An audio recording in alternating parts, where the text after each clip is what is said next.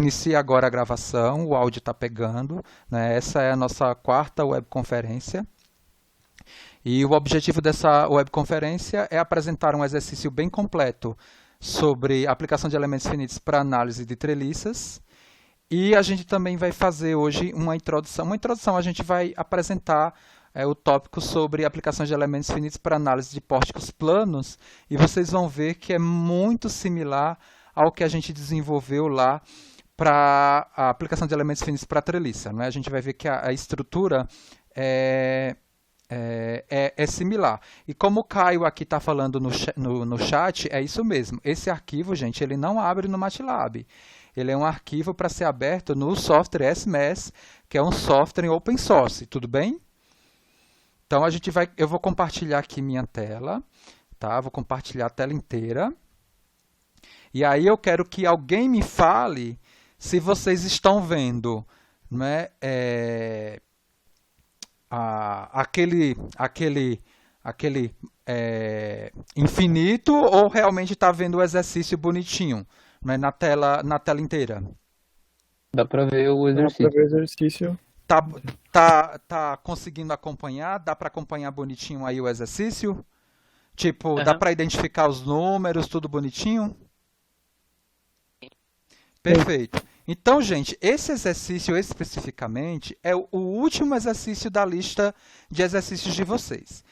Na verdade, para a solução desse exercício, lá na lista eu peço que vocês resolvam o mesmo utilizando um pacote de MATLAB que eu deixe. Pode ser que alguém esteja confundindo por isso, eu não sei. Se já se anteciparam e começaram a resolver a lista de exercícios e viu que para esse exercício eu deixei lá um programa em MATLAB que você deve adaptar e modificá-lo para resolver, né, treliças planas. Tá? Aqui a gente vai resolver esse exercício utilizando essa ferramenta aqui, que é o SMS Studio. Tudo bem? Na estratégia que eu pensei, né, ser mais didática possível e dentro de algo muito similar ao que a gente vem apresentando aqui durante o curso. Eu não estou, por exemplo, utilizando todas as potencialidades possíveis dessa ferramenta, porque, como vocês viram aqui, essa ferramenta eu consigo até programar, né, aqui nessas folhas de trabalho dessa ferramenta. Eu não fiz dessa forma. O que eu fiz foi como se eu estivesse fazendo o exercício à mão no quadro, mas simplesmente utilizando essa ferramenta para, vamos dizer assim, processar as contas. Tá? Então, aqui a gente vai resolver esse exercício num passo a passo, tudo bem? Então, é uma treliça plana, bem maior que aquela treliça que a gente tinha resolvido, e que já tem, vamos dizer assim, algo muito similar lá no canal da disciplina lá. A gente tem bem mais barras, e aí vocês vão ver, vamos dizer assim, que para resolver isso na mão, ó, só aqui de folha de trabalho eu tenho 20 folhas de trabalho para resolver esse exercício, né? Ele completinho, bonito. Né? Então, a mão nem se fala. Né? A gente não conseguiria, por exemplo, numa aula de 2 horas, resolver na mão esse exercício, mas nunca. Né? Tem que ser algo do tipo do que a gente vai fazer aqui. Ou uma aula de laboratório, onde eu, vamos dizer assim, apresento esse exercício e dou como desafio um programa pronto simplesmente para você adaptar e resolver o mesmo.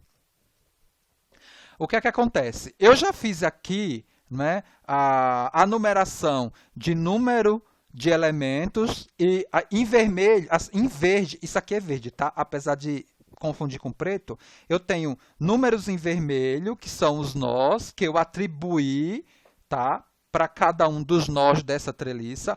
A numeração, cada um pode dar aqui que quiser, eu dei essa numeração. Qual foi a lógica da minha numeração? Foi a numeração feita da esquerda para a direita e de baixo para cima. Bom, se eu pensar em programar alguma coisa desse tipo, né, eu vou ter que dar uma incidência nodal numa lógica que eu queira. A lógica que eu quero é da direita para a esquerda, de cima para baixo. Tudo bem, tá? Não tem importância. E aí eu dei também a numeração dos elementos da mesma forma. Da esquerda para a direita, da esquerda para a direita, né? E aí de baixo para cima. Veja, 1, 2, 3, 4, 5, 6, 7, 8 e 9.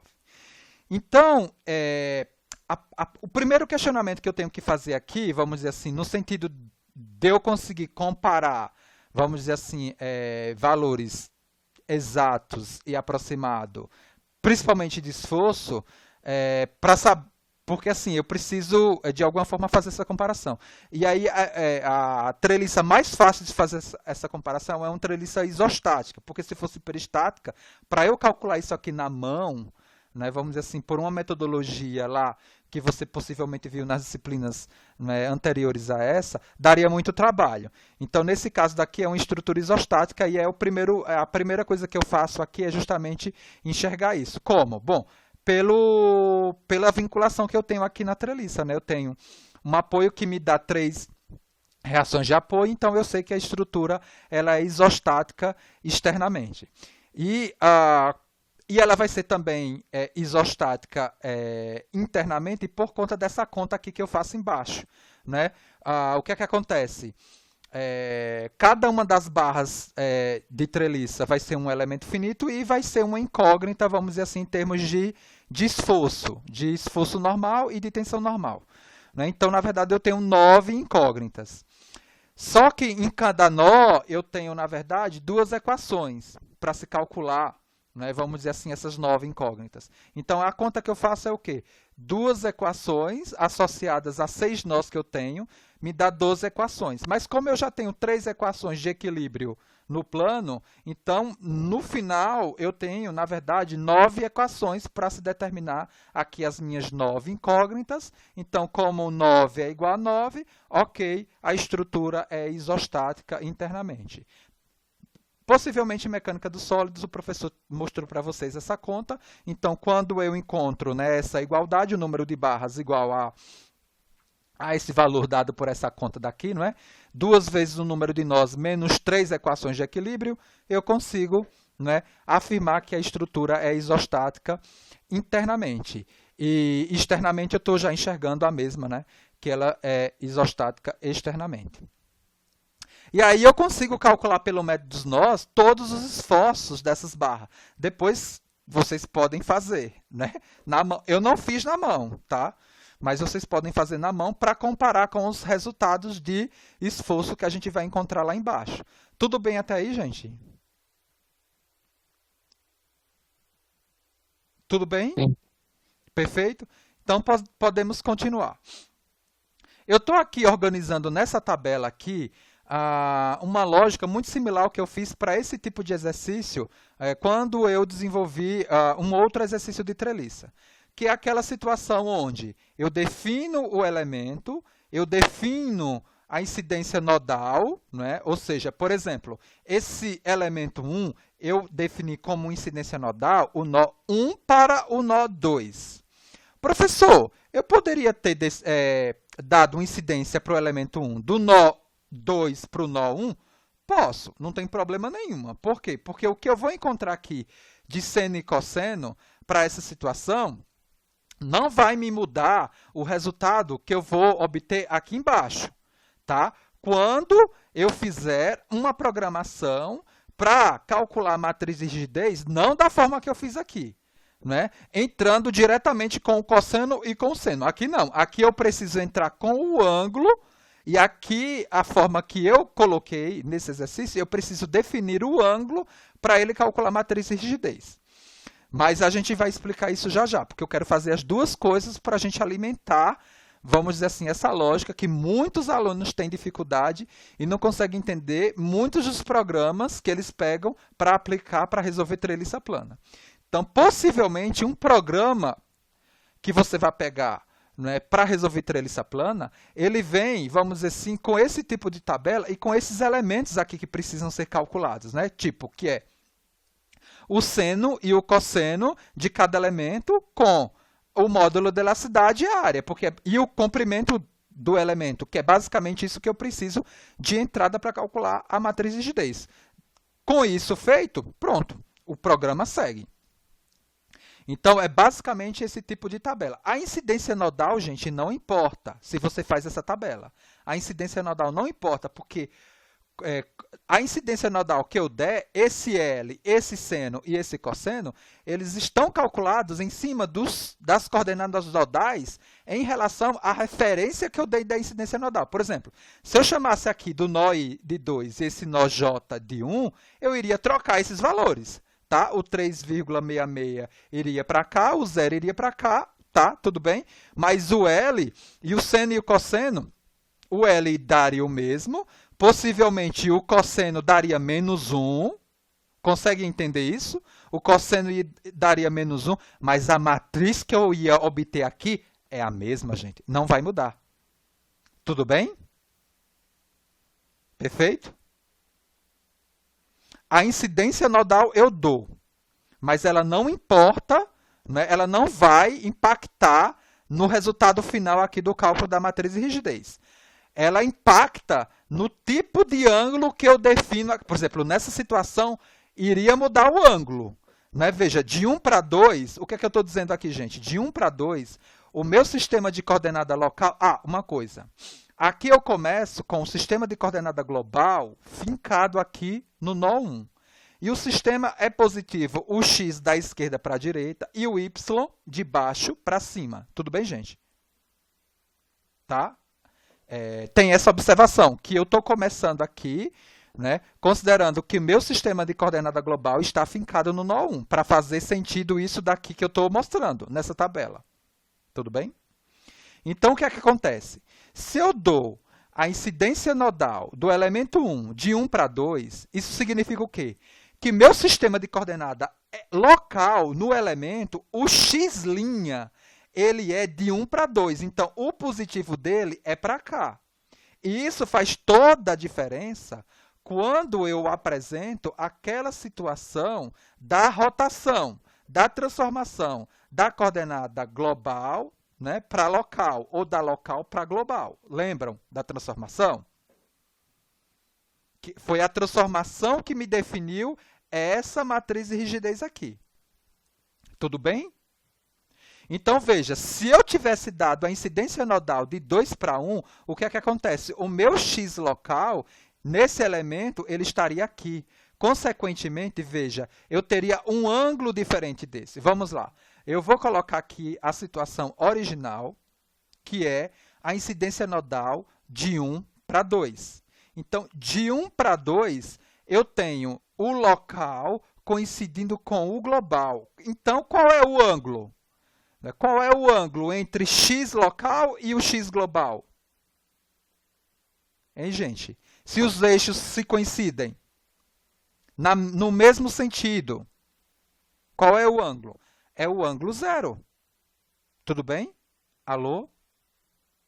Estão me escutando? Alô? Tudo certo, professor. Tudo certo? Então, Sim, deixa eu voltar. sim. Achei que tinha sumido. Né? É que a gente está falando pelo chat. Ah, perfeito. Então, se tiverem alguma dúvida, como eu não estou vendo o chat, aí alguém pode, né? Sei lá, Guerino ou qualquer outro. Eu vou fazer, pode deixar que eu faça a pergunta para o professor. Né? Então, o que é que acontece aqui? Desse jeito que eu fiz, é um jeito que seria você manual, resolvendo manual. Vamos supor que o professor te dê uma prova, né, para resolver uma treliça por elementos finitos e falou assim, olha, querido, você não tem computador, você não tem nada. Você vai ter que resolver na mão, utilizando calculadora que não é programável. Então, você vai ter que definir o quê? Um ângulo.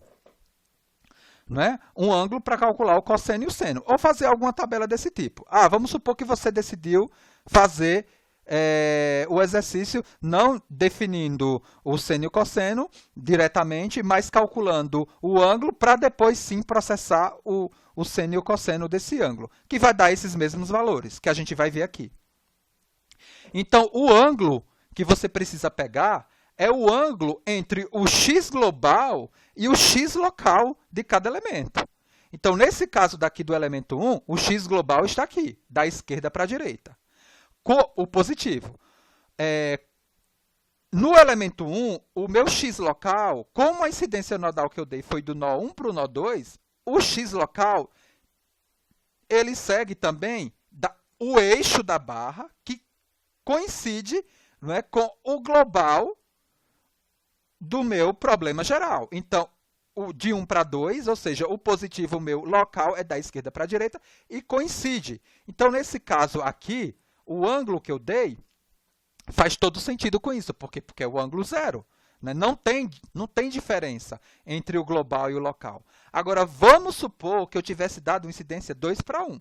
Então, da 2 para 1, o meu x local é para cá. O positivo é da direita para a esquerda. Então, o global, o positivo, é da esquerda para a direita. Então, o ângulo entre x e o x local vale 180. Então, aqui, eu teria que colocar... Se eu tivesse dado essa incidência nodal de 2 para 1, eu teria que ter colocado aqui 180. Iria mudar... vou colocar aqui, E teria que ser 180 aqui, iria mudar. Então, o seno seria 0, o cosseno seria menos 1, mas aqui a matriz de rigidez não mudaria nada. Tudo bem? Então, vou voltar aqui para 0, que foi a situação coerente com a incidência nodal que eu dei. Então, na verdade, a gente está resolvendo o problema pegando o ângulo e simplesmente utilizando essa tabela daqui só para comparar o seno e o cosseno, né, calculado a partir do ângulo que a gente pegou, porque tem que bater igualzinho aqui.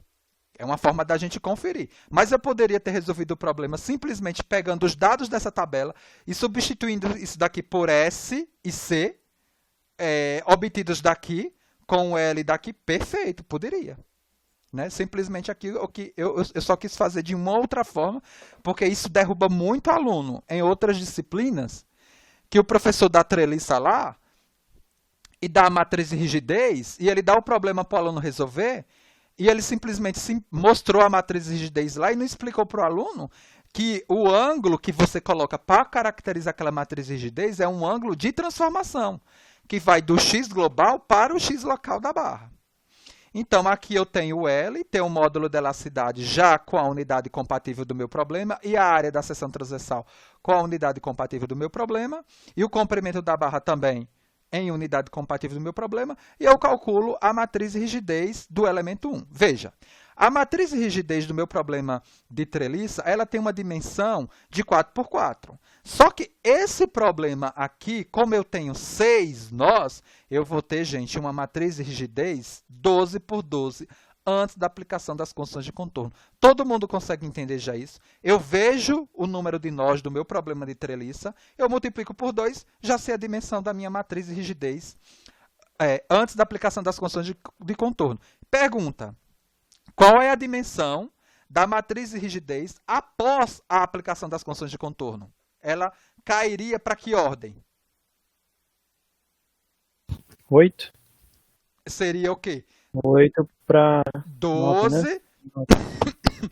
Eu tiraria quantos? Eu tiraria 3 graus. Ela cairia, 3 graus. Ela cairia para 9 por 9. Veja, impossível resolver isso na mão, né? Não tem como resolver um problema desse na mão, gente. Não tem como. Tem que utilizar uma ferramenta. Ou eu programo, ou eu utilizo uma ferramenta desse tipo que vai me dar, vamos dizer assim, subsídio para eu começar, vamos dizer assim, a amadurecer uma lógica de programação e de atacar esse tipo de problema. Vocês também podem utilizar o material que eu coloquei do livro, né, que a gente fez o primeiro laboratório para resolver esse problema. Porque o arquivo em MATLAB que eu coloquei não foi desse livro, foi de outro livro, tá? É uma outra estrutura. Aí vocês podem até comparar qual foi a estratégia de programação que, né, um autor e outro autor fez para resolver esse problema aqui, que é diferente dessa estratégia. Tranquilo até agora, gente? Professor, Oi. eu ia tirar 3 graus, 3 linhas e colunas da matriz, porque o nó 1 me dá duas condições de contorno e o 4 dá uma, né? Isso, aqui eu Ele dá duas, dá impeço. uma. Isso, aqui eu impeço o deslocamento em X e em Y. Calma aí. Em Y. E aqui eu peço deslocamento em Y. Todo mundo consegue entender essa notação que eu coloquei, porque é uma notação clássica, mas eu não sei como é que vocês viram isso, né? Isso aqui é um apoio do que a gente chama de segundo gênero, né? Onde eu tenho 2 graus de liberdade, né, impedidos, né, de se movimentar, né? A rotação aqui é possível, então eu não tenho aí, né, porque é um sistema treliçado, e aqui eu só tenho uma restrição de deslocamento na vertical. Deixa eu só dar uma olhada rapidinho se tem alguém solicitando entrada. Não tem, vou voltar. Isso mesmo, perfeito? Então, aqui eu tenho 2 restrições e aqui uma. Então, na verdade, aqui eu vou ter 2 reações de apoio, Quando eu for calcular lá embaixo, eu vou ter duas reações aqui e aqui uma. Tudo bem? Sim, nesse caso, os graus de liberdade é deslocamento em x e y, não rotação, né? Não, Agora, em treliça não tem. Viga que eu tenho. O próximo tópico, que é pórtico, o pórtico é uma barra de viga mais uma barra de treliça juntos. Ou seja, é um sistema estrutural onde as barras elas estão não articuladas, elas estão engastadas umas nas outras, entendeu? É um outro sistema estrutural que a gente vai ver. Aí sim, cada nó nós vamos ter 3 graus de liberdade, que são os 2 deslocamentos e a rotação, no caso de um pórtico plano. Mas a lógica é muito parecida com essa daqui que a gente está desenvolvendo. Se não der tempo de a gente trabalhar hoje, como a gente tem bastante tempo, a gente pode fazer isso na próxima webconferência. A gente dá a teoria, a gente pode explorar isso daqui bem explorado, como a gente fez para vigas, faz esse exercício e na próxima webconferência a gente trabalha o tópico de pórtico. Pode ser, não tem problema nenhum, mas a gente, né, vocês vão ver que não tem dificuldade alguma. Tudo bem, então, com essa situação? Eu fiz questão de repetir essa tabela daqui várias vezes, para a gente não ficar subindo e descendo. Tá? Então, agora a gente vai para o elemento 2, e eu estou destacando aqui embaixo o elemento 2 com a incidência nodal, para a gente não ter que ficar subindo e vendo a estrutura original. Então, o elemento 2, veja, eu dei uma incidência nodal de 2 para 3. Então, nesse caso daqui, é a mesma coisa. Tá? Então, o ângulo é 0. Tá? O ângulo é 0. E eu confirmo esse ângulo, por quê? Porque quando eu calculei o seno e o cosseno desse ângulo, me bateu com o que eu tinha programado aqui numa planilha Excel, com base no mapeamento que eu dei na parte teórica. Vocês lembram desse mapeamento? Que é um elemento inclinado de nó I, de nó J, coordenada XI, YI, XJ, YJ, onde eu calculo o comprimento do elemento pela raiz quadrada da diferença entre as coordenadas de x e de y, e o seno, né, do ângulo, simplesmente pela divisão, né, entre o cateto oposto, né, e o L, e o cosseno cateto adjacente e o L. É isso. Calculando por isso, eu vou ter a mesma matriz de rigidez calculada pelo ângulo, que eu estou dando aqui. E aí, como está programado aqui, a minha matriz de rigidez do elemento de treliça 2 está aqui. Olha que interessante. Vocês estão vendo que o elemento de treliça 1 e 2, ele só tem elementos não nulos em quais posições, gente? O elemento 1 de treliça, ele só tem elementos não nulos em quais posições? Nas posições onde eu tenho efetivamente o quê? A deformação. Né? Aqui eu tenho UV, UV, UV, tá vendo? Onde eu tenho V, eu não tenho nada, ó. Tá vendo? Porque a barra, ela já está na horizontal. Né? Então, ela já está na horizontal, ela está acompanhando o domínio, né? Um dos domínios unidimensionais, que é o X do problema, né? No caso. Então, ela só está me dando elementos aqui como se fosse, né? 1 menos 1, menos 1 e 1. Tudo bem, gente? Eu só vou ter a matriz cheia quando eu tiver uma barra inclinada. Então, no elemento 1, veja, no elemento 2 também está assim. Vamos para o elemento 3. O elemento 3 também é um elemento onde o x local coincide com o x global, por conta da incidência nodal que eu dei. Então, o ângulo é 0, o módulo de elasticidade área é constante, encontrei uma matriz de rigidez aqui em função do comprimento da barra também que muda, mas aqui, ó, as posições não nulas somente são as posições relacionadas à variável cinemática deslocamento U na direção X. Tudo bem até aí, gente? Posso continuar? Sim. Vamos para o elemento 4, está aqui na tabela. O elemento 4, eu estou destacando aqui, ó, o elemento 4. A incidência nodal que eu dei foi de 1 para 5. Professor, eu poderia ter dado a incidência nodal de 5 para 1? Poderia. Eu só iria mudar aqui, iria mudar as coisas aqui, e ele iria calcular o seno e o cosseno com essa nova configuração. Agora, se eu for mudar a incidência nodal, eu também tenho que mudar o ângulo aqui. Porque esse ângulo de 36, ele é o quê? O x global, ele está aqui. E o x local para essa incidência, ele está aqui, ó. Então, o ângulo, esse 36,81, é do x global para o x local, que está aqui, ó. Então, é esse 36,81. Caso a incidência nodal fosse de 5 para 1, o x local estaria aqui, ó, o positivo. Então, o ângulo que eu teria que pegar era esse daqui até aqui. Que seria quem? 180 mais esse ângulo daqui de 36,82. Viram a diferença? A sutileza na diferença de quando eu chamo a incidência nodal de uma e de outra para atacar o problema pegando o ângulo. Tudo bem, gente? Porque tem aluno que não sabe nem qual o ângulo que pega. Então, eu lembro que eu dei uma disciplina uma vez com o professor Brasil de métodos computacionais para análise estrutural. E ele apresenta, mais ou menos, né, não é via elementos finitos, mas acaba sendo, porque a matriz de rigidez é a mesma. E a prova era muito fácil, era resolver no computador, com um programa que o próprio Brasil deu. Mas o aluno ele não conseguia caracterizar o ângulo, pegava o ângulo errado e conseguiu tirar um conceito ruim, porque não conseguiu entender qual é a lógica de caracterização dessa matriz de rigidez, né? Aqui, com essa estratégia aqui, eu nem preciso me preocupar com o ângulo. Mas aqui eu estou dando essa situação com o ângulo para mostrar qual é o ângulo da transformação, que está embutido na matriz. Então, vamos passar para o elemento 5. Então, aqui eu tenho o 4, a matriz de rigidez. Agora, aqui, ó, como esse elemento daqui é um elemento inclinado, eu já tenho todos os elementos aqui diferente de zero. Tudo bem, perfeito. Vamos para o elemento 5. O elemento 5 está aqui destacado, eu dei essa incidência nodal, né? Ó, de 2 para 5, e como a global está aqui, de x para x local, 90 graus. Perfeito. Bateu aqui, ó, com o que eu tinha calculado pela tabela, com o que eu calculei pelo ângulo. Se não tivesse batido, o que é que isso significa? Significa que eu peguei o ângulo errado.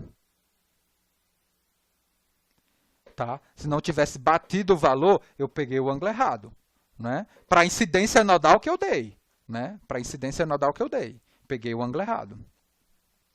Então, tá aqui. Como o ângulo, ó, como aqui segue o eixo y, veja que aqui, ó, ele me deu elementos, né, relacionados ao deslocamento do eixo da barra, que está na direção QY. Veja que a situação não nula, ela saiu de U para V. Isso mesmo, porque a barra sobre força normal, ela alonga ou encurta normalmente, né, a seção transversal da barra. Ou seja, ela alonga ou encurta na direção do eixo da barra. E o eixo da barra aqui, ela segue o eixo Y. Então, na verdade, o que eu vou ter de deformação é na direção V do meu sistema global. Realmente faz sentido. Tá ok, tá certinho, né? O que está associado com U vale 0.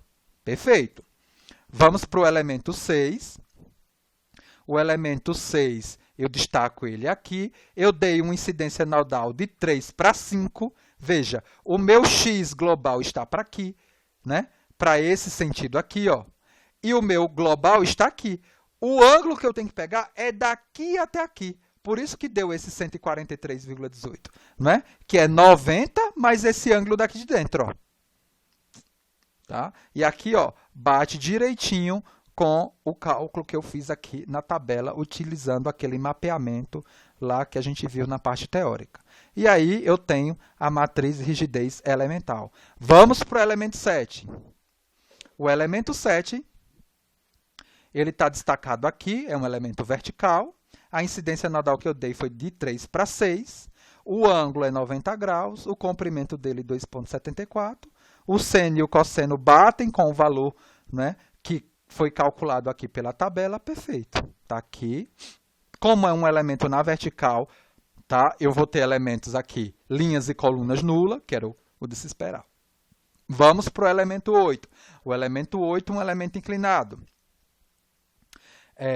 A incidência nodal que eu dei foi de 4 para 6. Ó, de 4 para 6. Então, o x está para cá, positivo. Se eu tivesse dado de 6 para 4, o x estaria para cá. Local. Né? E aí o meu global está para cá. Ou eu pegaria um ângulo negativo, ou eu pegaria no sentido da transformação, que é no sentido anti-horário positivo, daqui até aqui. Como o x está local para cá, o ângulo que eu tenho que pegar é esse daqui, ó, positivo, né? 143,18. Tá? Depois vocês olham na geometria para ver se bate direitinho com os ângulos aqui que eu coloquei. Eu não fiz as contas na mão da treliça total, mas eu fiz lá embaixo em uns nós para calcular o esforço de forma exata para comparar com o que eu estava obtendo por elementos finitos e deu coerente. Como também deu coerente também as reações de apoio. Então, eu fiquei meio tranquilo. Mas pode ser que tenha passado alguma coisa aqui. Como a gente tem que digitar bastante coisa, pode ser que eu tenha esquecido, né? Ou digitei alguma coisa errada. Mas depois vocês veem bonitinho aí no arquivo que eu compartilhei para vocês. Terminamos o elemento 8, vamos finalmente para o último elemento, o elemento 9. O elemento 9, eu dei uma incidência nodal de 5 para 6, tá? O ângulo é 0, porque o x local coincide com o x global. Isso coincidiu aqui, né? O seno e o cosseno, e aí eu calculo a minha matriz de rigidez local do elemento 9. Qual é o próximo passo, gente? Estruturar a matriz de espalhamento de cada elemento. Aí aqui eu reproduzi novamente o nosso problema, para a gente só tomar cuidado com a composição de cada uma dessas matrizes. Por quê? Porque a gente estava acostumado a resolver problema de barra sobre força normal com a incidência nodal crescente e a gente tinha uma carazinha bem bonitinha, né? Sequencial das matrizes de espalhamento, só que aqui vai mudar. As 3 primeiras, a gente vai continuar aqui com uma lógica muito similar do que a gente estava fazendo. Mas as outras, a gente vai ter esses uns aí, né, fora dessa ordem aqui de diagonal, tudo bem? Então, o primeiro elemento finito aqui, eu tenho os nós 1 e 2. E como é que eu faço? Né? Eu caracterizo aqui a minha matriz de espalhamento pela comparação entre os graus de liberdade, que são 12, né? O V do primeiro nó, o V do segundo nó, o V... Então, eu posso denominar assim de, né, grau 1, 2, 3, 4, 5, 6, 7, 8, 9, 10, 11, 12. E aqui, os locais, eu vou denominar, né, aqui, por exemplo, do elemento 1, né, 1, 2, né, 1, 2, e o grau 3, 4, tudo bem? Eu estou associando o 1 ao deslocamento na direção x, o 2 na direção y. Aqui, o 3 na direção x e o 4 na direção y, que seria a posição relacionada a essa comparação, para a gente caracterizar.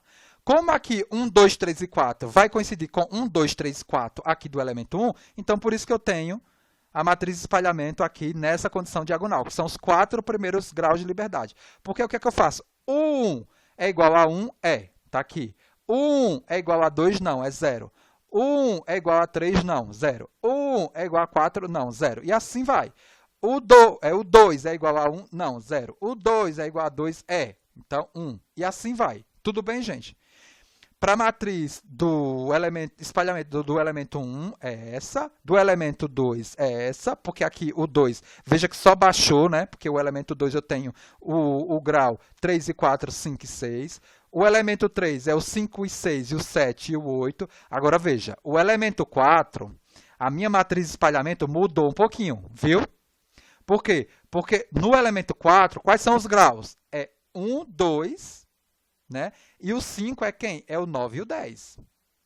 Então, por isso que aqui, ó, veio para, né, o 9 e o 10, né? Porque aqui, ó, 1, 2, 3, 4, 5, 6, 7, 8, 9. No 9 é o terceiro elemento, né, que eu comparo aqui, né? Porque esse elemento aqui, localmente eu tenho quem? 1, 2, 9 e 10. E aí o 1 aparece aqui na 9ª posição e depois aqui o 10, o 1 aparece na 10ª posição.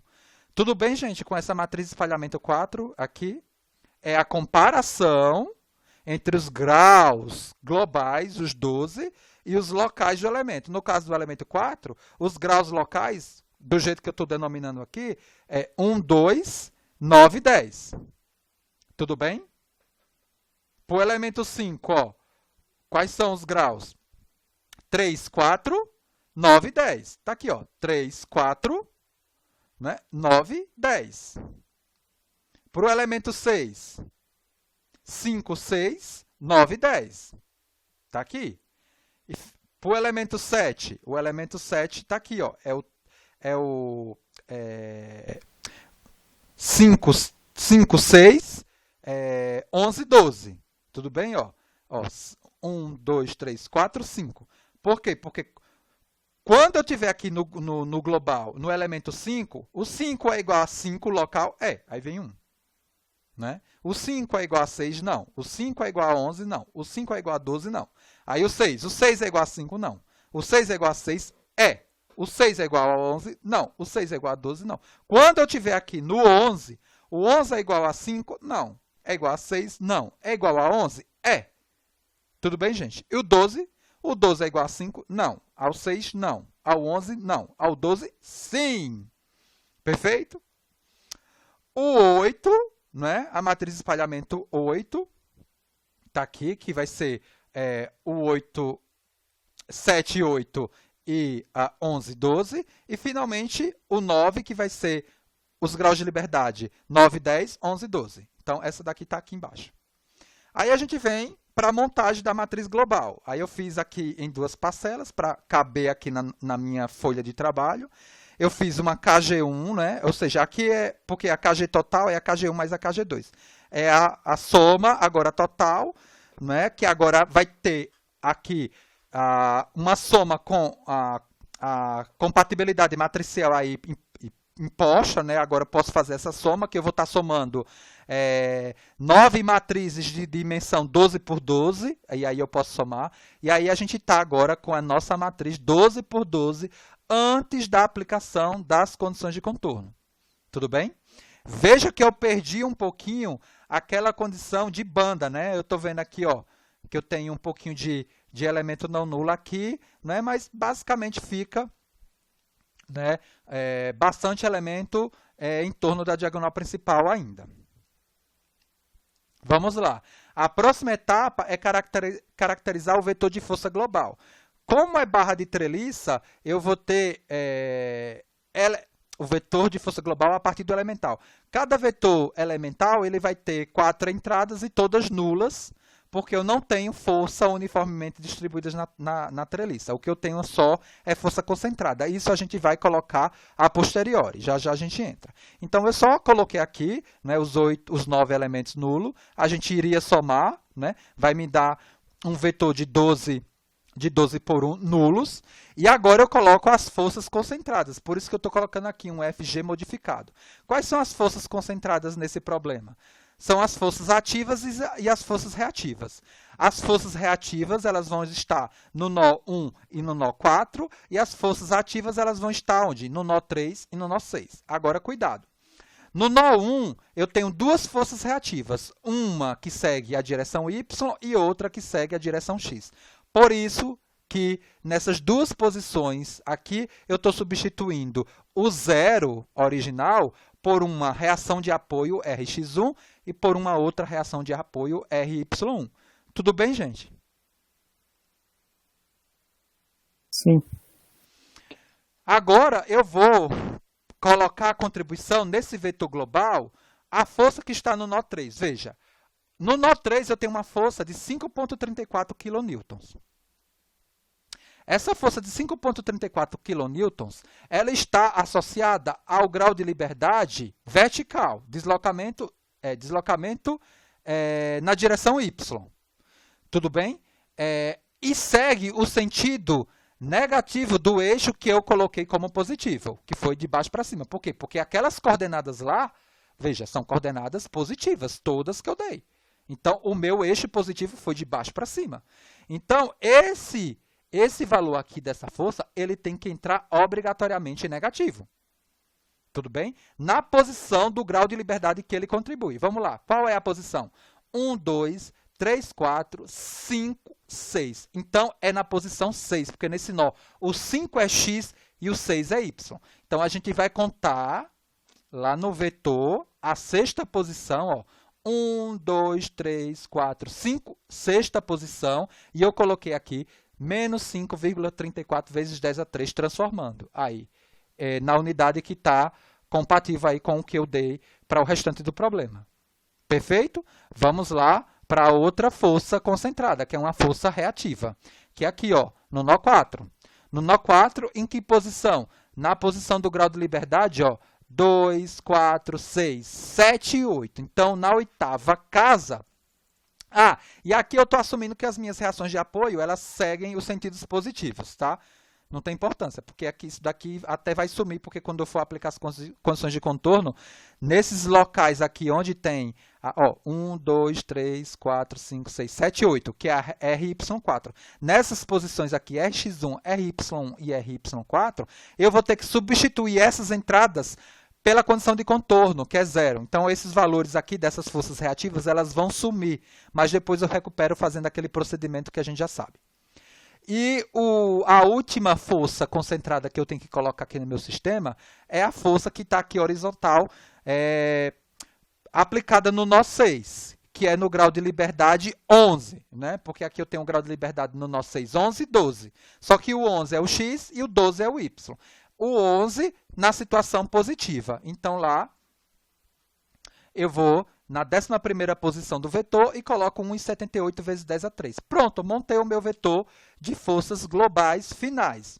O que é que eu preciso fazer agora? Aplicar as condições de contorno, multiplicar por esse vetor de força com as condições de contorno impostas e resolver o meu problema, que aqui é o K menos 1 vezes o F. O que é que eu fiz aqui? Eu peguei nas posições aqui, ó, 1, 2 e 8, né? 1, 2 e 8, né? Eu identifiquei os elementos da diagonal principal, substituí, né, os elementos da diagonal principal da posição 1, 2 e 8. Aí eu tenho que contar. 1, 2, 3, 4, 5, 6, 7, 8. 1, 2, 3, 4, 5, 6, 7, 8. Aquelas duas, né? 1, 2 e essa daqui, a oitava, substituí esses elementos da diagonal principal por 1 e matei coluna e linha deles. A gente vai ver isso daqui embaixo. Tá? Tá aqui, ó, 1, 2 e 8. Matei linha em coluna. Agora eu consigo inverter, né, com essa condição. Substituir nas posições 1, 2 e 8... 1, 2 e 8 por 0. E essas forças ativas não. Essas forças ativas elas continuam. Tá? Com isso, eu tenho o meu vetor de deslocamento dado aqui em metros. Tudo bem? Perfeito. Resolvemos aí parte do meu problema, que é calcular a cinemática, né, de deslocamento de cada um dos nós da minha treliça. Tá? Claro, o nó 1... O nó 1 com os deslocamentos x e y e o 8, que é referente a esse grau de liberdade, vai ter que me dar 0, obrigatoriamente. As reações de apoio, como é que eu faço? Eu pego a minha matriz de rigidez original, tá? Ela aqui, não é essa que eu apliquei as condições de contorno, a original, multiplico por esse vetor que eu acabei de calcular, que é o vetor de deslocamento, e tiro esse vetor de forças ativas, sobrando o quê? O vetor de forças reativas. Veja que os únicos elementos aqui que eu tenho que considerar são as posições 1, 2 e a 8. Esses outros elementos aqui, que estão próximo de 0, né, ou 0, na verdade eles teriam que dar tudo 0. É que o resíduozinho que está aí é por conta da aproximação aqui da ferramenta, tudo bem? Mas é esse elemento e esse elemento aqui que eu tenho que me preocupar. Veja, como é que eu enxerguei que esse exercício está coerente? Olha só, eu apliquei quanto aqui na horizontal? Nesse problema? De força na direção x? 1,78, né? Kilonewtons. Então, a reação aqui em x, ela possivelmente tem que me dar 1,78, porque se eu fizer na mão, somatório das forças em x, 0, é esse igual a esse. Então, 1,78. Vamos ver lá quanto deu.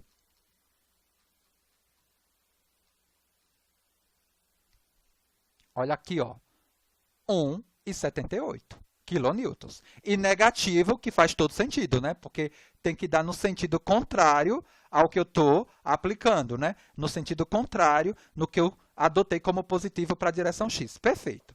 Tudo bem, gente? Alguma dúvida? Sim. Tranquilo?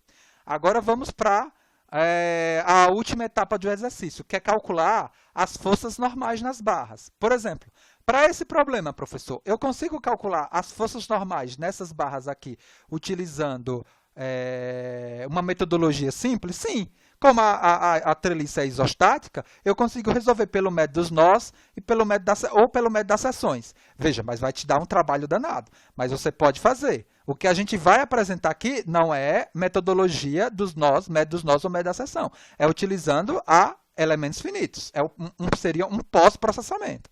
Tá? Como eu faria pelo método dos nós? Eu separo o nó, coloco as forças das barras e da reação de apoio, o efeito das barras e dos apoios no nó. E faço por equilíbrio. E vou encontrar os mesmos valores que a gente vai resolver aqui. Elementalmente, como é que a gente faz isso? Olha, agora a gente vai para o cálculo das forças normais. Cuidado! Aqui, do jeito que eu estou fazendo inicialmente, é em coordenada global. Tá? Só que o esforço no elemento, né, é no eixo do elemento. Tem que ser em coordenada local. Então, eu tenho que processar uma transformação aí a partir da transposta daquela matriz de transformação em cima de um dado vetor global para eu jogar ele local e enxergar o esforço que acontece nesse elemento localmente. Então, o que eu estou fazendo aqui é pegando a matriz de rigidez do elemento 1, multiplicando pelos graus de liberdade cinemáticos do elemento 1, que são o quê? Veja, eu calculei aqui o vetor deslocamento. O elemento 1 é o grau de liberdade, 1, 2, 3, 4. Eu peguei esses 4 elementos aqui, do vetor original de 12. Tá aqui, eles 4. Então, multipliquei a matriz de rigidez local vezes o vetor de deslocamento nodal do elemento em coordenadas globais. E encontrei esse vetor de esforços nodais globais. Só que para o elemento 1, né, vamos dizer assim, o elemento 1, a coordenada global dele coincide com a coordenada o quê? Local. Mas eu vou fazer isso, né, vou fazer para você enxergar que vai dar a mesma coisa. Então, o que é que eu fiz? Aqui eu fiz uma transformação do elemento de coordenada global para local, porque eu preciso da informação agora do vetor em coordenada local, para enxergar se essa barra está tracionada ou comprimida. Então, veja, o ângulo da transformação é o mesmo, é o de lá de cima, é o que eu fiz lá para a transformação do global para o local. Ou do local, do x global para o local. Né? É o mesmo ângulo, só que aqui a transformação, a matriz de transformação, ela está transposta. Então, a gente está fazendo uma transformação, na verdade, da global para local. Né? Você pode comparar que a transformação, a matriz de transformação de uma informação local para global, esse menos seno está aqui e o seno está aqui. Como eu inverti, né, que é da local para global, então menos seno está aqui, né, que é a transposta dela. Veja, o zero eu coloquei aqui, eu apliquei essa matriz de transposta de transformação por esse vetor aqui para levar ele para a coordenada local. Mas veja, essa transformação, ela me deu o mesmo vetor. Por quê? Porque para o elemento 1, veja aqui, ó, deixa eu recuperar aqui, para o elemento 1, o x local coincide com o x global. Então, esse elemento daqui, o eixo da barra já coincide com o eixo x do meu problema, né, global. Então, aí o que é que eu preciso enxergar agora? Veja, aqui agora está na situação local. O que é que está na situação local? Eu tenho 4 entradas, uma diferente de 0, outra 0, uma diferente de 0 e outra 0.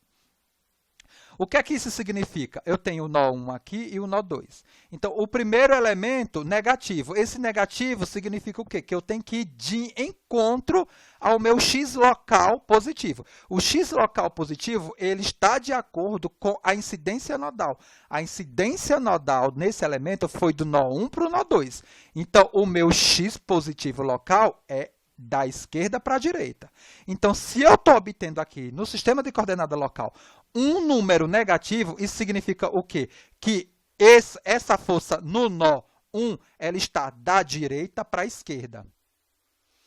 E, né, aqui, ó, no nó 2, o que eu tenho é um número positivo. Então, ela está da esquerda para a direita. Isso significa o quê? Que a barra está tracionada. Ou seja, eu tenho uma força no nó 1 que vai da esquerda para a direita e no nó 2 da direita para a esquerda. Professor, ficou muito confuso?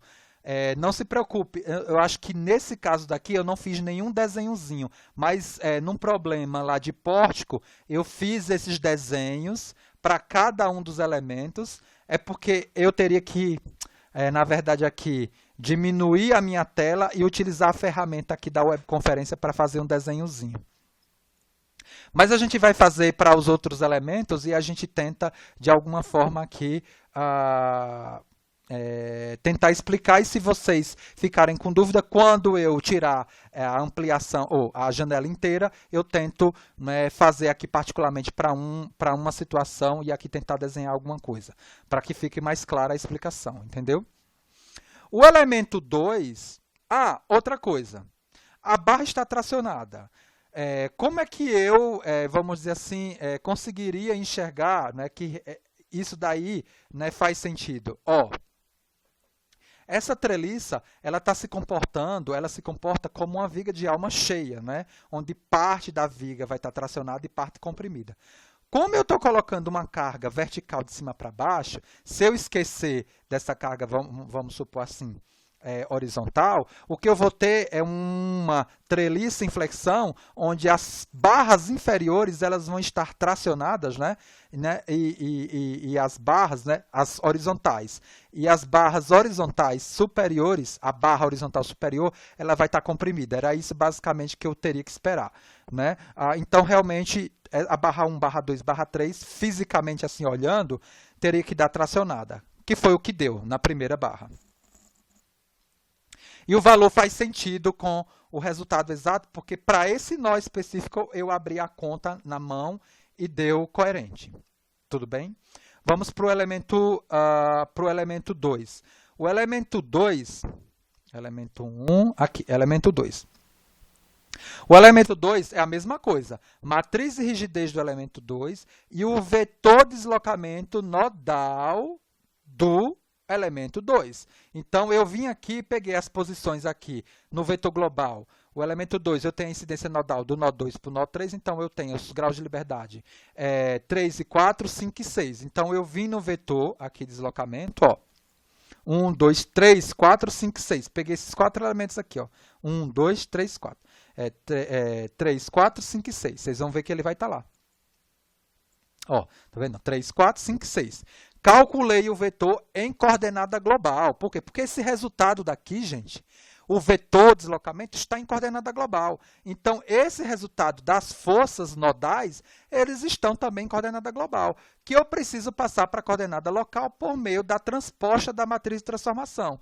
Para eu, né, ter a matriz transposta de transformação, eu preciso do ângulo. E aí eu pego, né, o vetor que eu quero jogar de global para local e coloco aqui ele multiplicando pela matriz de transformação, encontrando aqui o vetor agora em coordenada local. Da mesma forma, né, que o elemento 1, o elemento 2, a coordenada local coincide com a global, por isso que esses dois vetores são iguais. E por uma análise similar, veja, a incidência nodal, né, do elemento 2 está do nó 2 para o nó 3. Então, o x local positivo, ele vai do nó 2 para o nó 3, ou seja, ele vai nesse sentido. Perfeito? Então, no nó 1, a força que eu tenho é menos 3.563. Se é menos, ele está, né, contra o sentido positivo local que eu dei. Então, é para cá. É uma força no nó, nesse primeiro nó aqui, para cá, da direita para a esquerda. No nó 3, ele é positivo, então é para cá. Então, veja que a barra está tracionada, porque uma força no primeiro nó está da direita para a esquerda e a outra está da esquerda para a direita. Desculpa. Essa daqui está da direita para a esquerda, no nó 2, e no nó 3 está da esquerda para a direita. Tudo bem, gente? Conseguiram entender? Sim. Perfeito. Vamos lá. O elemento 3 também tem a mesma coisa. Vamos passar para o elemento 4, né? Para o elemento 4 que é inclinado. O elemento 4, quem me diz quais são as incidências nodais? A incidência nodal do elemento 4. O elemento 4 ele tem o nó 1 e o nó 5, salvo engano, não é? Alguém? Sim. Nó 1 e nó 5. E a incidência nodal ele vai de 1 para o 5. Não é isso? Então, a coordenada local, x' local, o positivo é de 1 para o 5. Perfeito.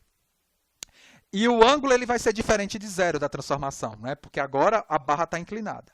O que é que eu faço? Eu pego a matriz de rigidez do elemento 4 e pego os graus de liberdade em coordenadas globais do elemento 4. Está aqui o do nó 1, 0, 0.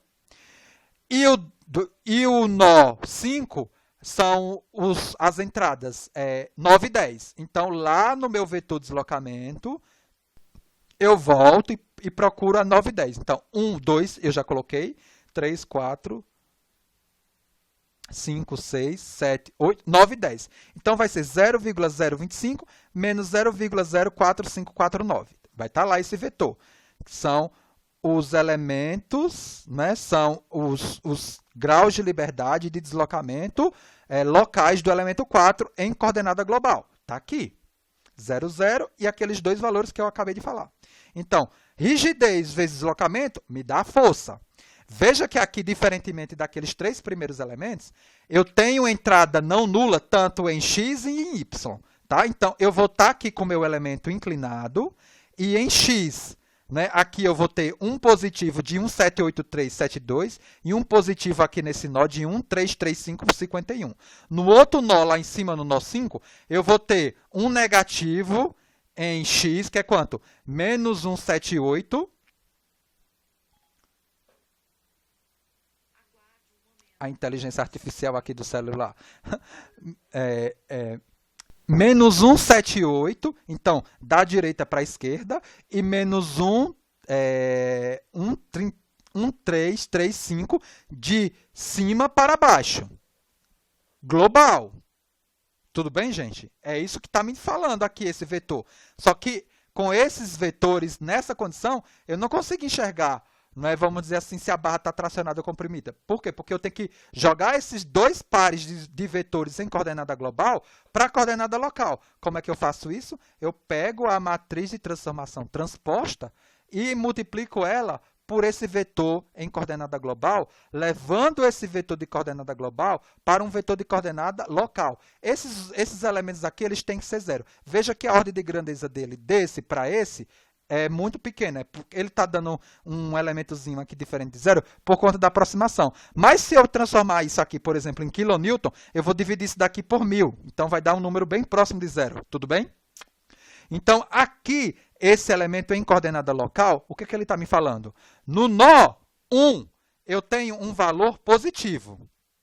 Então, isso significa o quê? Como a minha incidência nodal ela vai de 1 para 5, então positivo está nesse sentido, né? Ó, da esquerda para a direita, nessa inclinação aqui que eu estou dando, porque a barra é inclinada. Da esquerda para a direita. Então, se é positivo, nesse nó 1 aqui, eu vou ter uma força entrando no nó, né? Que é positiva. E no outro nó, aqui, ó, ele está me dando negativo. Só que o negativo, tem, né, segundo o sistema de coordenada local, ele tem que seguir o sentido contrário. Porque se o x está da esquerda para a direita, então ele tem que também estar com uma força nesse nó aqui, 5, entrando no nó, né? Que é negativo, ou seja, no sentido contrário, né, ao positivo local. Então, essa barra aqui, como ela tem forças entrando no nó, a barra está comprimida. Tudo bem? Então, eu sempre tenho que olhar a incidência nodal, ver qual é o sistema de coordenada local para essa incidência nodal e, a partir daí, enxergar o que é positivo e negativo para o nó associado ao sistema de coordenada local. Aí eu consigo enxergar se a barra está tracionada ou comprimida. E eu achei que a gente ia conseguir dar, né? Veja, o exercício ele acaba mesmo ficando grande, mesmo com ele praticamente todo resolvido, né? Vamos para o elemento 5, né? O elemento 5, ele é um elemento, né, na vertical, né? Então, eu pego matriz de rigidez elemental, o vetor deslocamento. Gente, me deu barra nula. Vocês já tinham se deparado com uma situação dessa, lá em mecânica de sólidos? Uma barra de treliça com esforço nulo?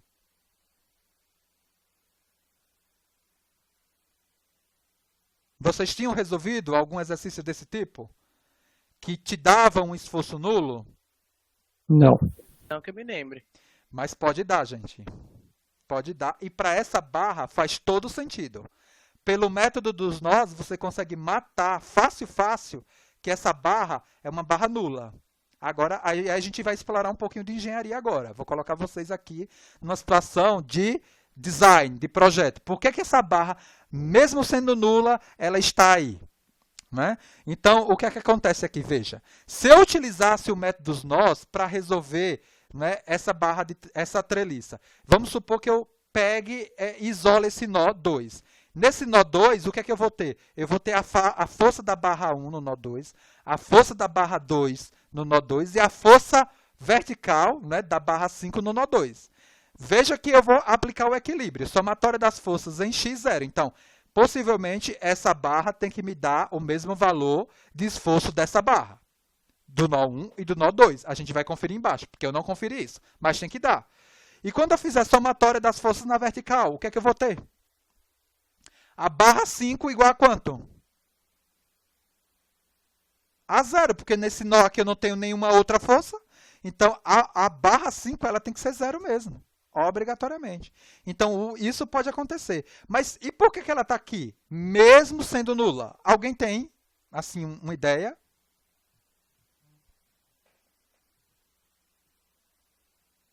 Alguém tem ideia por que essa barra, obrigatoriamente, ela está aí, mesmo ela sendo nula? Por condições construtivas, gente. Ah, desculpa, você iria responder isso ou iria responder outra coisa, Guerin? Eu ia falar que se não tivesse essa barra, as forças do elemento 2 e 1 ia estar numa barra só, né? As forças do nó 2? Seria só um elemento.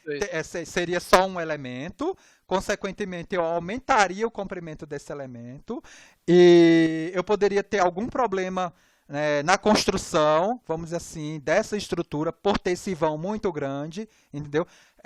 Por condições construtivas, né, essa barra, mesmo sendo de esforço nulo, ela permanece aí. Ela, por facilitar o processo de construção da treliça, né? É mais por essa situação, né? Teria outro elemento aí também, por exemplo, numa situação de evitar, vamos dizer assim, flambagem dessa barra, caso um carregamento diferente desse me gerasse uma compressão dessa barra, que não é o caso dessa configuração. Mas eu poderia ter um problema de flambagem, né? E aí, com essa barra daí, eu diminuiria o comprimento de flambagem dessa barra. Mas não vem ao caso.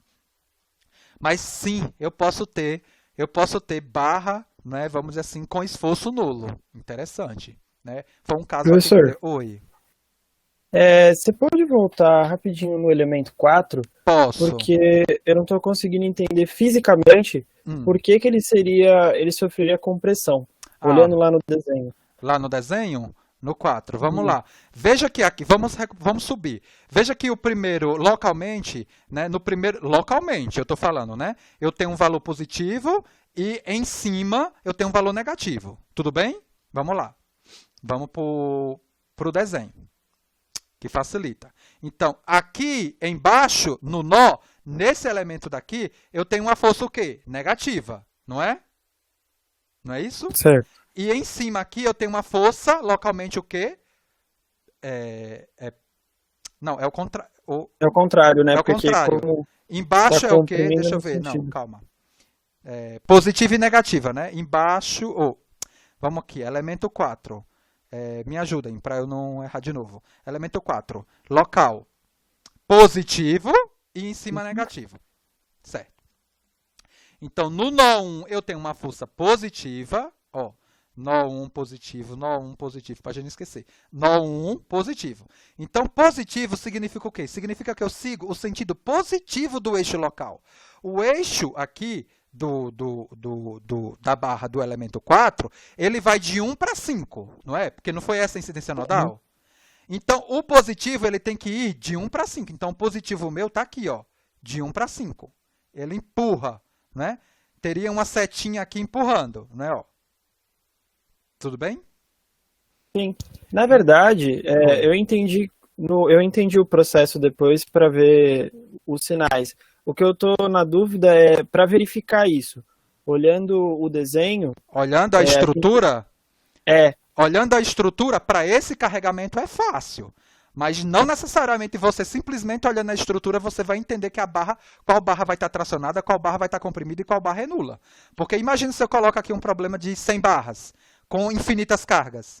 Esquece, você não consegue. Nesse problema específico, como ele trabalha basicamente como uma viga de alma cheia, pense isso daí trabalhando como uma viga em flexão. Né? Uma viga em flexão. As barras horizontais inferiores, elas vão estar tracionadas, porque é como se ela estivesse fazendo o sorrisinho, entendeu? Né? O sorrisinho. Né? Porque pense que é uma viga com um carregamento de cima para baixo. Né? E o carregamento horizontal ele passa no eixo, não me dá nada, não vai me dar nenhuma análise nesse tipo do que a gente está fazendo agora. Tá? É uma viga com um carregamento biapoiada, né, como está aí, de cima para baixo. Então a fibra superior ela vai estar comprimida e a fibra inferior vai estar tracionada. Mas eu tenho elementos de diagonal. Esses elementos da diagonal eles trabalham em compressão mesmo. Quando você faz essa lógica da treliça como uma viga de alma cheia. Tá? Esses tirantes não, essas barras inclinadas, porque tirante é tracionado. Esses elementos em diagonais a gente chama de biela de compressão. Né? Quando a viga é de concreto armado, é para essa biela de compressão aí que você, vamos dizer assim, calcula as armações, né? As ferragens de cisalhamento. Tá? Tem muito tempo que eu estudei, porque eu sou engenheiro civil, mas eu não me considero mais engenheiro civil, porque tipo, eu trabalhei na indústria aeronáutica, meu doutorado foi numa área interdisciplinar, eu fiz projeto de avião e nunca na minha vida fiz projeto civil, mas eu lembro vagamente, né, quando das disciplinas de concreto armado tinha uma associação das bielas de compressão. Então eu sei que isso daí é mas por conta do sistema de forças me permitia eu fazer essa associação da treliça como uma viga de alma cheia, tá? Mas não necessariamente na sua cabeça tem que vir, tipo, olha, olhei a estrutura, não, isso é depende do problema, se o problema é simples, ok, eu consigo fazer, se é um problema cheio de barra e cheio de carga, para tudo que é direção e sentido, aí eu não consigo. Tá? Eu tenho que calcular realmente na mão e garantir por especificação, né, que aquele cálculo meu está correto, né, porque você vai tomar decisão em cima, né, de situação, né, tracionada ou comprimida. Você tem que garantir de alguma forma que aquela sua simulação ela faz sentido. Né? Isso a gente vai discutir também no curso, né, como é que eu consigo enxergar que a simulação ela faz sentido ou não. Aqui, calculando, vamos dizer assim, os deslocamentos, né, as reações de apoio, está te dando uma certa confiança. E nesse caso aqui, calculando na mão, você vai ter que encontrar que essa barra 4 ela é comprimida. Se você não encontrar, alguma coisa está errada. Ou sua conta que você fez pelo método dos nós, ou a conta aqui de elementos finitos que está incoerente. Se você resolver na mão esse problema, você vai ter que encontrar tudinho que a gente calculou aqui. Igualzinho. Perfeito? Tudo bem? Entendi. Então não era dúvida em relação aos sinais lá para enxergar, né, essa condição local, era mesmo de enxergar a partir do problema. De verificar depois se faz sentido o resultado. Ok, perfeito. Para esse problema até que é fácil, tá? Mas para uma situação geral não é. Aí a gente usa, né, as ferramentas, os softwares comerciais para a gente ver o comportamento, né, para comparar com a ferramenta que a gente está desenvolvendo, né, para garantir que a nossa ferramenta tem, vamos dizer assim, validade, né? Mas durante o curso a gente vai discutir também como, em cima, por exemplo, de uma simulação utilizando a ferramenta comercial, como é que a gente garante que aquilo que a gente fez, ela tem, vamos dizer assim, respaldo ou não. Me garante, vamos dizer assim, que eu possa utilizar aquilo dali para uma tomada de decisão de engenharia. Vamos discutir isso ainda também no curso.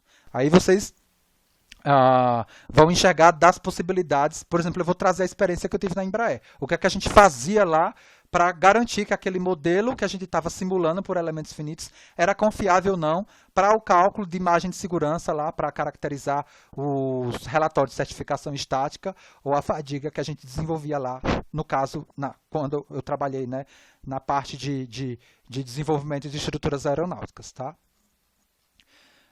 Perfeito. Obrigado. Por nada. Vamos terminar aqui. A gente parou no elemento 4, né? No elemento 4, tá? Mas os outros elementos, gente, é muito similar. Não é o elemento 5, a mesma coisa. Não foi, né? A gente já tinha passado no elemento nulo, né? Elemento 6, né? Que é um outro elemento que tem uma diagonal. Esse elemento 6, vamos lá. Para ter uma... Não sei se o professor de vocês de mecânica dos sólidos explorou, né, esse tipo de coisa. Por que que eu obrigatoriamente tenho que ter essa barra aqui 6 nesse sistema estrutural? Quem consegue me responder? Eu, de forma alguma, eu posso ter essa barra número 6 daí. Ela tem que estar. Se eu tirar, acontece alguma coisa. O que é que acontece nessa estrutura? Ela funciona como uma barra estabilizadora? Ela funciona como uma barra estabilizadora. Se eu tirar essa barra daí, o que é que sobra dentro? Ela sobra o quê? Uma célula o quê? Triangular ou quadrilateral? Veja que a treliça, ela é toda formada por células o quê? São o quê aqui? Triângulos. Se eu tiro essa barra, ela fica como uma célula quadrilateral. Só que a estrutura treliçada, ela é composta de barras articuladas por rótulas. Então você vai ter 4 barras pinadas, com rótulas, vamos dizer assim, ideais. Isso é a teoria. Você vai ter movimentação. Na verdade, é como o Guerino falou, ela funciona como uma barra estabilizadora. Se eu tirar isso daqui, quando eu aplicar essa força C, no nó 6 de 1,78, já que esse nó, né, ele pode se deslocar na direção 4, essa estrutura vai acompanhar tudo. Ela vai embora. Eu vou ter movimento, eu não vou conseguir estabilidade na estrutura. Essa estrutura daí, ela vai ter, vamos dizer assim, não vai ser passível, né, de equilíbrio numa configuração de deslocamento dessa que eu dei aí, pequenininho. Tá? Então, eu obrigatoriamente preciso dessa barra aí 6. Obrigatoriamente. Perfeito. Vamos voltar aqui para a barra 6. Para o elemento 6, né? Barra 6. Então, está aqui, matriz de rigidez, deslocamentos em coordenada global, o vetor de força em coordenada global, nos 2 nós do elemento 6. Aí eu fiz a transformação e joguei aqui na coordenada local e, por uma análise similar que a gente já comentou, a barra está tracionada. O elemento 7, também aqui a barra está tracionada. Vocês depois verifiquem, tá? Porque eu fiz, né, eu analisei, pode ser que eu tenha errado, mas eu acho que está coerente, né? A barra 7 tracionada. A barra 7, qual é? Vamos lá em cima. Barra 6. Barra 7, né? A barra 8. A barra 9, dentro do que a gente comentou, ela tem que ser comprimida. Essa daí, certeza. Essa barra 9 tem que ser comprimida. Vamos ver. Isso pela aquela lógica que a gente explicou da viga, né, como comportamento de barra em compressão, barra 9, isso, perfeito. Tá? Então, esse seria, vamos dizer assim, um exercício muito completo de treliça, né? é o último exercício da lista que vocês podem resolver, né, utilizando lá os arquivos de MATLAB que eu deixei. Tanto para fazer o laboratório, quanto para resolver especificamente esse exercício. Um laboratório nosso, por exemplo, era justamente, vamos dizer assim, aplicar esses arquivos de MATLAB para resolver, né, treliças planas, você adaptando, né, esse programa para resolver, vamos dizer assim, os vários exemplos de treliça plana que você tem aí na lista de exercício. Tudo bem, meus queridos?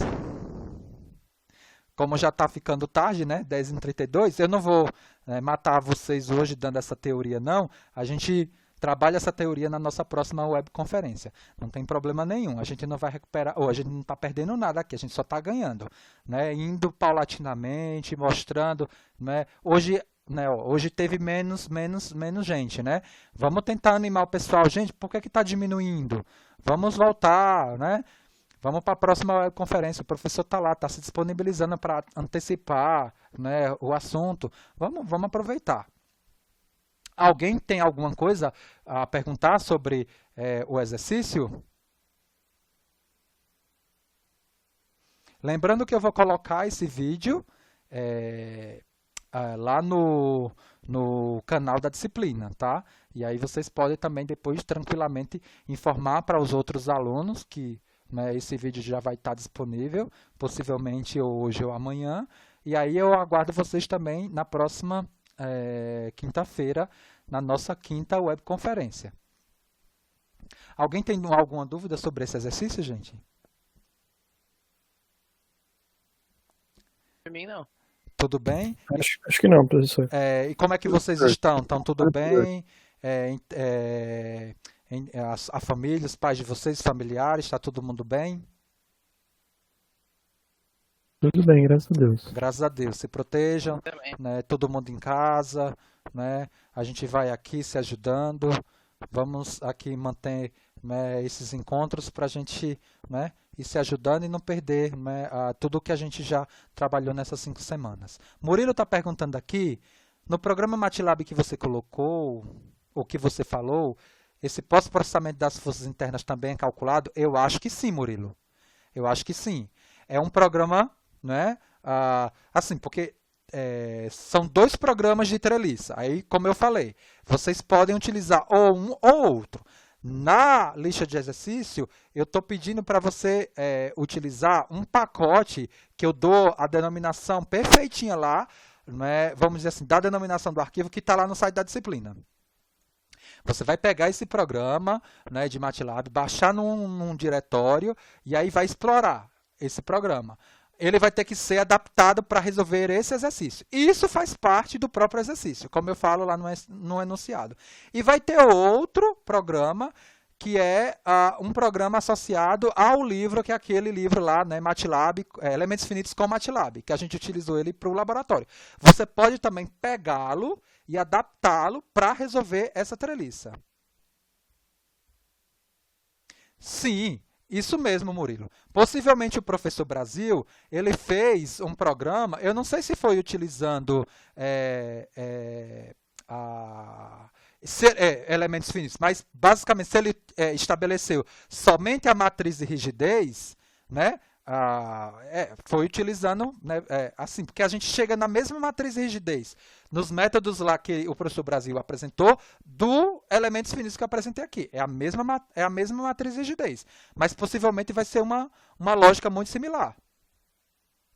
Métodos computacionais, você vai ter também o pós-processamento bonitinho lá, igual ao que esses programas também vão. Porque o que é que acontece para a gente? Qual é a importância para tomar decisão de engenharia? O deslocamento é importante? Mas o mais importante, na verdade, são os esforços nas barras. O que é que acontece? Eu preciso, por exemplo, para uma tomada de decisão de engenharia em termos de treliça, saber se as barras elas vão quebrar ou não, se elas vão flambar ou não. Aí eu coloco aqui uma pergunta para vocês. Por exemplo, para cálculo, por exemplo, de análise de flambagem, eu vou me preocupar com as barras comprimidas ou com as barras tracionadas? Comprimidas? Com as barras comprimidas. Então, possivelmente, se eu for fazer uma análise, né, de falha por flambagem, eu vou ter que avaliar a barra mais comprimida da treliça e ver se ela flamba ou não. Porque se ela flambar, não é? Eu tenho um problema. Se ela não flambar, as outras todas que têm uma carga compressiva menor não vão flambar. Eu posso também me preocupar, por exemplo, para uma análise dessa treliça em termos de que eu não quero que nenhuma barra escoe. Então, eu vou calcular, pegar a barra mais tracionada, a barra mais comprimida e ver se elas superam a tensão de escoamento, a tração ou a compressão da barra, né, da barra mais crítica da minha estrutura treliçada. Ou eu posso, né, pensar em analisar a treliça no sentido de que ela não rompa, uma barra não vai romper. Eu posso pegar a tensão, né, última, a tração, né, como referência e pegar a barra mais tracionada e calcular, né, a tensão dividindo pela área da seção transversal, né, a força normal dividida pela área da seção transversal, e comparar se ela é maior, né, que a tensão última de referência, para avaliar esse tipo, né, essa lógica aí de falha ou não, né, para, né, avaliar, vamos dizer assim, né, o meu projeto, né, do sistema estrutural treliçado como um todo. É isso daí. Mas possivelmente você pode utilizar também aquele programa do Brasil, mas eu recomendo que vocês olhem esses programas que eu coloquei, porque ele vem já com uma estrutura de programação aplicando a lógica de elementos finitos que você possivelmente vai utilizar, né, para outras aplicações, né? Para pórtico, né, para viga, elemento plano, é a mesma filosofia, a mesma lógica. Tudo bem, gente?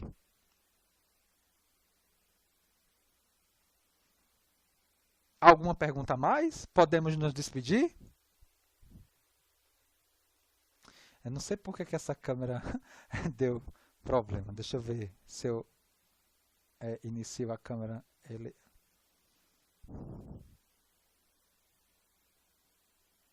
Hoje ela não quis. Hoje ela está enraivada. Mas vamos. Ela não estava dando problema. Hoje ela deu problema. Alguém tem mais alguma dúvida? Não, professor, tá tranquilo. Tá? Vocês estão conseguindo resolver as listas da primeira parte? Já terminaram?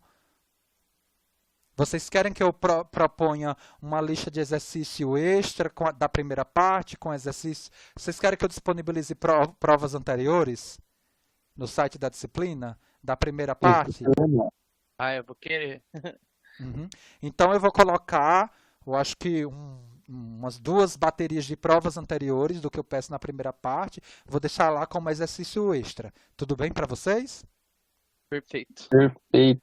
Perfeito? Aí eu coloco 2 provas que eu já apliquei para vocês verem que o que eu prometo eu compro. Não são provas difíceis. Quem acompanha, quem faz as listas de exercício, consegue resolver com tranquilidade. E aí, né, eu quero que vocês se ajudem. Guerino, você conseguiu responder todos os exercícios? Terminou todos os exercícios?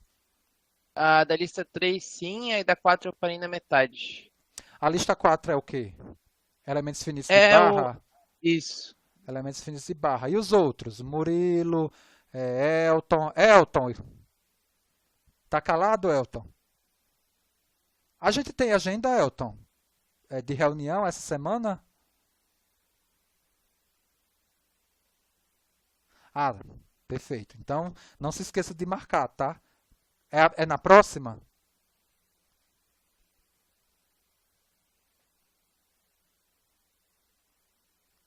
Ah, perfeito. Tá certo. Ok. João Vitor, como é que tá? Juliana?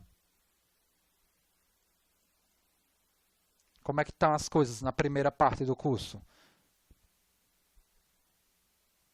Olha, gente, era para vocês já terem terminado essas listas, hein? Porque se não fosse essa pandemia, a prova, ó, já tinha.